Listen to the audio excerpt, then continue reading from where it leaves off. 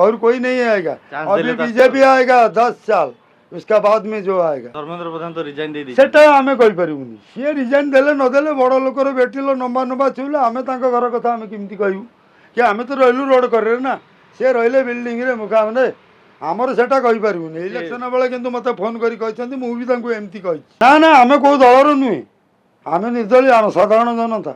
आमे फुटपाथ रे दुकान करले खाऊ ए भुवनेश्वर।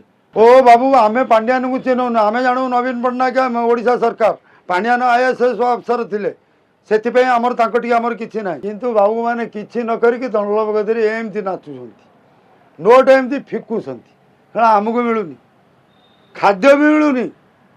42 वर्ष है भुवनेश्वर सचिवालय चारिपट जा कांग्रेस तो थिला, कांग्रेस कथा कह कौन, कांग्रेस है इंटरनेशनल। महात्मा गांधी भल कम कर टंकार रही सारा देश केमती पूजा बोली बापू बोली मान आउ कम कला बेले मनीष हिसाब से टी भूल अच्छी टी ठीक अच्छे एटा भी अच्छी।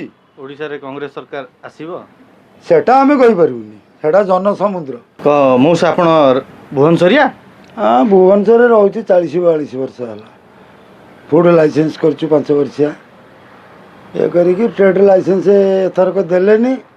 बीएमसी जहाँ सरकार जहाँ दया हम आम तो फुटपाथ पड़ रहीचु एमती कि 40-42 वर्ष है सचिवालय पछपटू एमती चारिकर बुली बुली बिक्री कर 40 वर्ष है 42 वर्ष है किसी आमको देलेनी ना मिलानी। जो सरकार आसिले हाँ देवे नेला वाला नहीं गले महापात्र नहीं गले आम जलका चाहूँ जार पैसा अच्छी से ने आम पाखे तो पैसा ना आमको किए पचारे। 42 वर्षिया आपण तो राजनीति बहुत देखी बहुत राजनीति देखी कहले कौन हम नरोत्तम दास बोले कोई ना भालो सब एक लाउर बीच गोटे लाउर मंजी सब जे जीव से सही कर हेले टिके भोज रखी करवा दरकार। ए पूरा सीमा बाहर हो जाउछि राजनीति माने एबेका राजनीति टिके भल लागिला भली लागुछि माने बीजेपी रो हाँ भल लागिला भली बहुत बढ़िया लगुछि। कहीं ना नियम कानून देश आसी जानी आम उपरे अन्य देश राजनीति करता नरेंद्र मोदी जिंदाबाद। नरेंद्र मोदी की आम मानुचु से ठीक डबल इंजिन करछि ओडिशा रे ठीक रहिला। आपण टिके बीजेपी नुह तो ना ना आमे को दलर नुहे, आमे निर्दलीय साधारण जनता। आमे फुटपाथ रे दुकान करले खाऊ ए भुवनेश्वर। आमे कौन ये नुह जी जो भल कम कर भल स्वागत करा जीवो। नवीन बाबू को भी जिंदाबाद। नवीन बाबू बहुत ब्यूटीफुल गुड वन लोक 24 वर्ष शासन करते ताको आमरी भाया लोक केते जन एमती कि नष्ट करदेले। माने नवीन पट्टनायक सरकार नष्ट हो गला कहीं ना जिते इलेक्शन है नवीन बाबू थरुले उठी पार नथिले केमी नवीन बाबू उठुंती आमरी भाया लोक सब छाड़ू से सब कथा देह टे खराब थिला कौन डॉक्टर कौड़े पलैते लोक जीवेनि देखा तेमे जहाँ कर आम गचर पणस बोली ना हाँ आ जदि ना कल कीर्तन सी कि गाँव ढोकाबे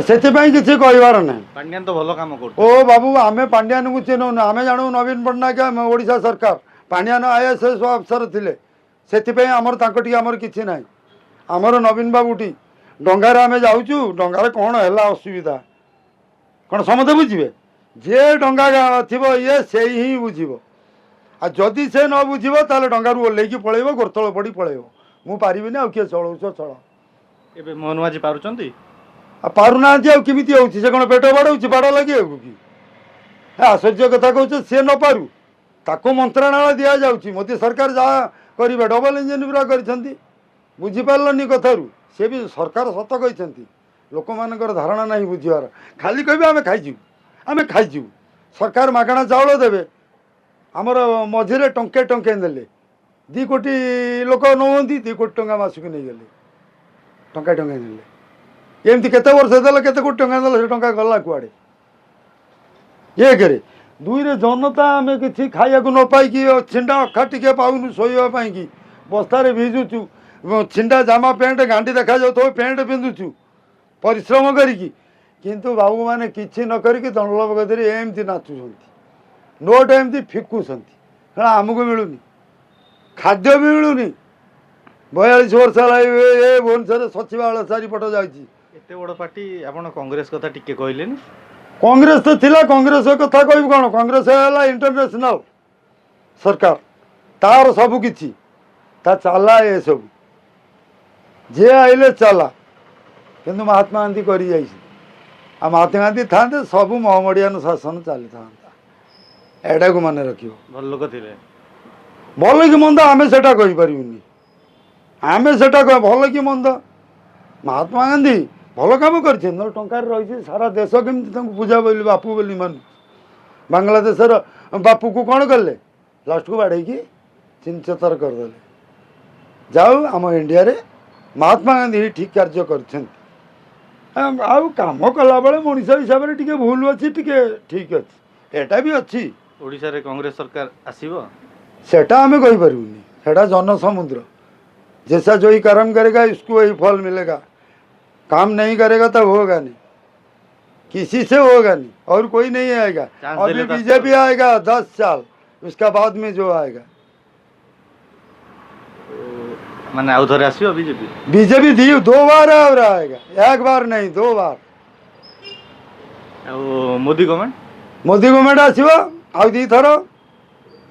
सेतल मोदी रे जाइथिबो, से भी अपना अपना निजे निजे से वाकआउट होइकी पळाई। धर्मेंद्र प्रधान तो रिजाइन दे दी। सेटा हमें कहि परिबुनी। से रिजाइन देले न देले बड़ लोकर बेटिलो नंबा नंबा छुले हमें तांका घर कथा हमें किमती कहू कि हमें तो रहलु रोड करे ना, से रहिले बिल्डिंग रे मुखा माने हमर सेटा कहि परिबुनी। इलेक्शन बेले किंतु मते फोन करी कहछन्ती, मु भी तांको एमती कहिछि एई धर्मेंद्र बाबू।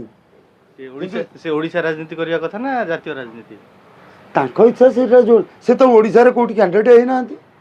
से तो राज्यसभा जाइथिले, से सेही बाहर करिवे। ओडिशा को आसिले पुणी दल गढ़िया पड़ो नले हेई परिबनी। जदि मान धन रखिथबे हबो। धन रखि नथिबे कि सेटा हम केमिति कहू?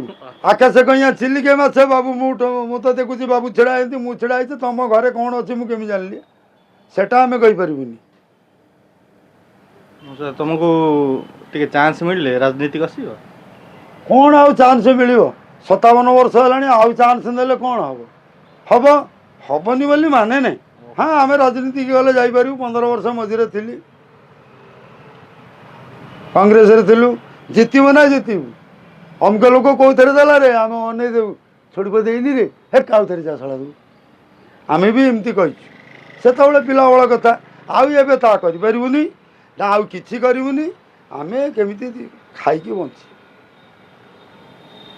आ सरकार को एति अनुरोध भारत सरकार को ओडिशा सरकार को जेते सब 40-42 वर्ष है आम लाइसेंस पैसा फूड लाइसेंस वर्ष को 2000 टंका लेके दौ